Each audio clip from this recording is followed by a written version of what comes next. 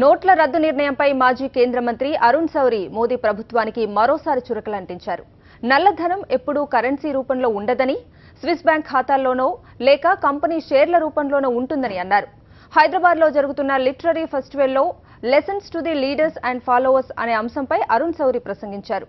నల్ల దొంగలు స్విస్ బ్యాంకుల్లో డబ్బులు దాచుకుంటే ప్రభుత్వం మాత్రం సామాన్యులపై తన ప్రతాపం చూపిస్తోందని చెప్పారు.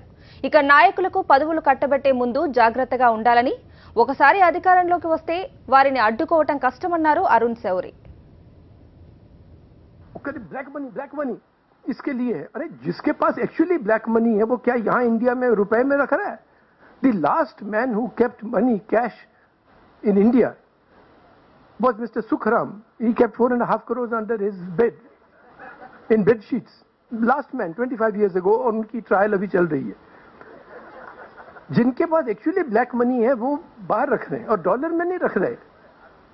They buy companies with that. They buy estate with that.